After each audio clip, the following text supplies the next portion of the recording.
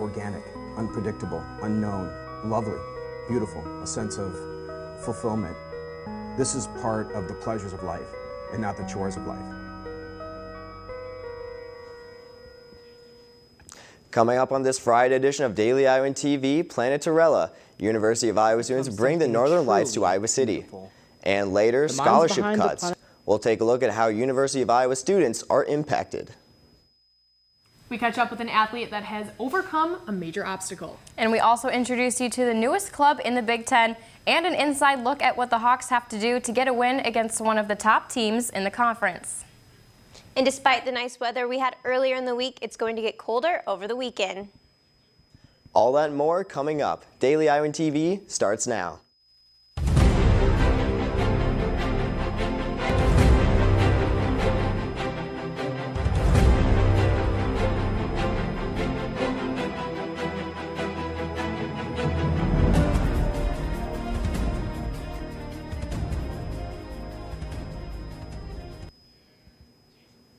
Good morning and thanks for tuning in to our live Friday edition of Daily Iowan TV.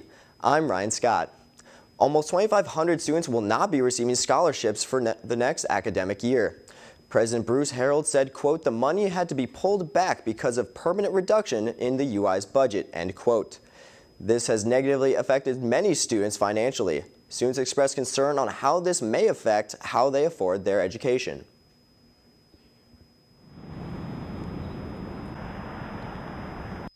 I think that it's really surprising. I think it's a big shock to a lot of our students here, and I think it's going to have a very negative impact on a lot of our students as well.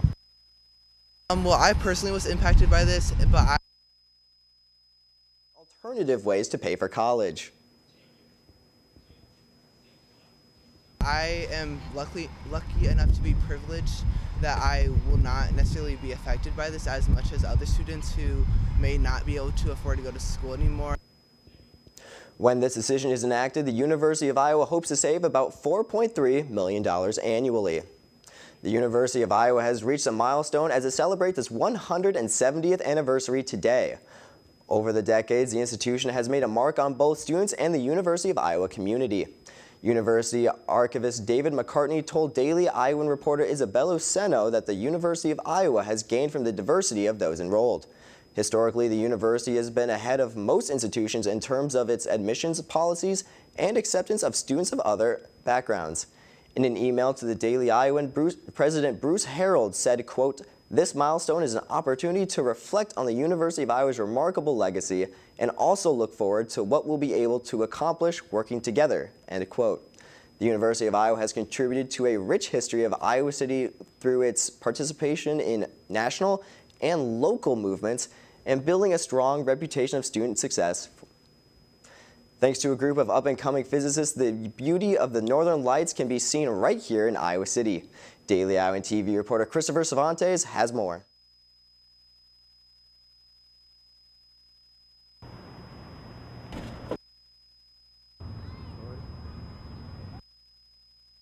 Deep within the aged walls of the old Capitol Museum, there is a special addition to the spring space exhibit.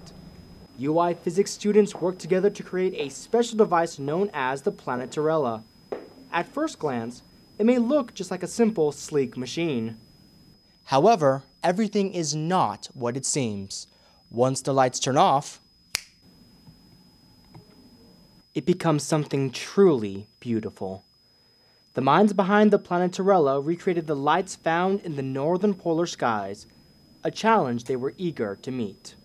This is one of the only opportunities that you'll get to see, how the aurora is formed and how you'll probably never see a stellar ring current in real life. Despite such a visually amazing feat, the group remains humbled to what exactly led them to such a creation. The Planetarella was funded with a grant from the National Science Foundation. So part of this outreach effort is to explain to citizens part of what their tax dollars for scientific research go to. The purpose of this demo is to try to bring that down in a sense to help people understand what the importance of that scientific research is. Given the amount of attention this has gotten, it seems like these are tax dollars well spent. Reporting from the Old Capitol Museum, this is Christopher Cervantes, Daily Iowan TV. Well, the last couple of days have really felt like spring. I think it might be officially here. Maybe it might be a little too early to tell. We've had some rain, and we've had some pretty warm temperatures the last couple of days. Joining me here at the desk is Mackenzie Cooper, our weather expert. Mackenzie, what do you think? Is spring here yet? Well, it certainly felt like spring all week, but classic Iowa weather, it will certainly start to cool down this weekend. Well, this morning showers are expected, and there will also be a high of 39. The showers will turn into snow once the afternoon rolls around. The snow will stay around for the evening hours with a low of 14 degrees. Now let's take a look at our 6-day extended forecast.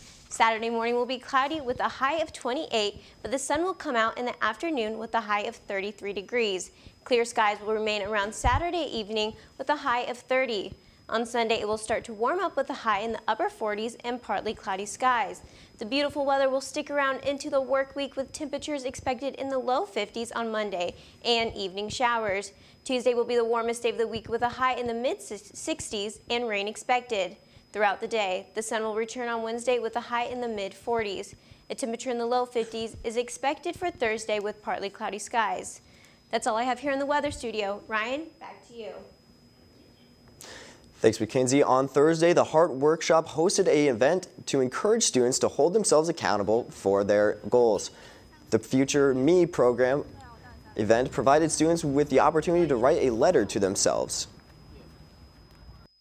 So we're going to email those cards back to them in the end of the semester. They can write basically everything they want, like a goal, a wish, or any encouraging words.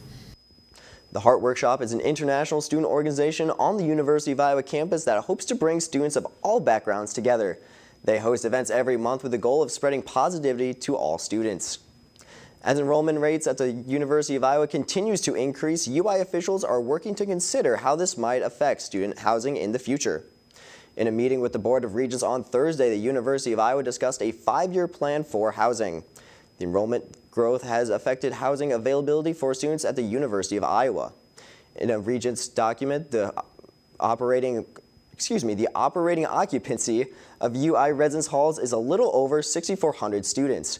However, the total occupancy is over 6,800 students. The university is working to fix the problem and minimize the growth. One way they are tackling the issue is by changing admission deadlines to March 1st for students wanting to be enrolled in fall of 2017. A popular ride-sharing service, Lyft, has been added to the Iowa City community despite warning from the Iowa Transportation Department officials. In order to operate, Lyft has to complete the necessary registration and paperwork, which are still in the works. Last year, the Iowa legislation established a new regulation requiring liability insurance for vehicles, background checks for drivers, and licensing expectations for ride-sharing companies. Lyft plans to begin operating in Cedar Rapids, Dubuque, Ames, Davenport, Des Moines, Sioux City, Waterloo, and Iowa City as soon as possible. Like Uber, riders can request their drivers by downloading the Lyft app.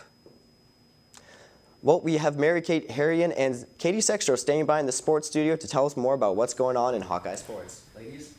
Thanks, Ryan. Yeah, this next couple days for the Hawkeye basketball, it's going to be pretty busy as they take on 2 top 25 teams. They got Maryland tomorrow and then Wisconsin on Tuesday, so it should be interesting to see how they can pull against those two teams. Yeah, for sure. And Maryland's going to be a tough game regardless, and it'll be on the road, so that'll make it that much more difficult. But I think if they can play like they did against Indiana, they should be fine. Agreed. The Iowa volleyball team will have 5 players, Annika Olsen, Casey Reuter, Reagan Coyle, Jess Janata, and Gabrielle Orr, travel down to Colorado Springs, Colorado for the U.S. National Team Open tryouts March 3rd to the 5th. This is the first time Coyle, Janota, and Orr will make the trip to the U.S. Olympic Training Center, while Olsen and Reuter tried out last spring. The tryouts include 240 athletes competing for positions on the U.S. collegiate and national team programs, both domestic and international. Each athlete will be assigned 1 session on March 3rd. The sessions are at 3 p.m., 5 p.m., and 7 p.m. For more information and to follow along as the 4 Hawkeyes compete, visit teamusa.org. Now, everyone finds motivation in their own unique ways. Whether it be striving for gold, making new personal records, or doing it for the team, every athlete is driven by something. And for runner Alexis Hernandez, her motivation is found by doing something a bit different. Being a Division I runner means so much more than just claiming the title and getting the best times. For senior Alexis Hernandez, she is inspired this season by something so much larger than herself. Hernandez became a mother to a baby girl last year named Peyton. This year, she has returned to the track for her final season as a Hawkeye, with the love for her daughter being her driving force behind her successes. I think she gives me a purpose that's greater than myself. Most people get on the track and, they run for their teammates or run because they have goals set, but I do it for her. So when she's older, I can sit back and tell her, I did this for you. People doubted me, but it was all for you, and I want her to be proud of me more than anything. For Hernandez, there was never any doubt that she would not return to the track. She likes to advocate to young women that there is nothing you can't do in this world if you have the will to do it. She owes her success this season to making her daughter proud. That was never a thought that crossed my mind. I always knew that, people would doubt me, doubt whether or not I would be able to come back and run. However, I knew it was possible. I've had teammates in the past who have had kids and come back and compete and done really well. So I just had to figure out how I was going to do it, how to make that possible. I still had goals set for myself that I wanted to accomplish, and by giving up, I was giving up on not just myself but her, and just fitting every stereotype that surrounds young mothers. Hernandez and her daughter Peyton are planning on moving back to her hometown in San Diego when she graduates and finishes out her final season as a Hawkeye this spring. Now moving on to the men's basketball matchup on Saturday, the Hawks are traveling down to College Park to take on Maryland. The Hawkeyes now sit at 15-13 overall and 7-8 in the Big Ten, while number 25 ranked Maryland is 22-6 overall and 10-5 in conference play. This will be the second time these two teams meet this season, and the last time the Hawkeyes were able to hang in with the Terrapins, only losing against one of the top 25 teams in the one of the top teams in the Big Ten and the number 25 team in the nation, losing 86-74. Now Maryland does have one of the top players in the country, Melo Trimble, who averages 17.4 points per game, 3.6 assists per game, 3.4 rebounds per game, and then 1.1 steals per game. He was also named Big Ten Player of the Week this past Monday. Yeah, so it'll definitely be interesting to see how they can play, especially since they've met, so they know what to expect, and especially how Jacques played against Indiana. Hopefully we will have him because he wasn't really present in the last game against Maryland. And if they can contain Melo Trimble, I think they'll have a pretty good shot. Yeah. Well, now moving on to something a little different for the Big Ten, the University of Iowa League of Legends Club is bringing esports into the spotlight. Jacob Senstead has more. The University of Iowa League of Legends team is currently playing in the first ever Big Ten League of Legends tournament, along with 9 other Big Ten schools.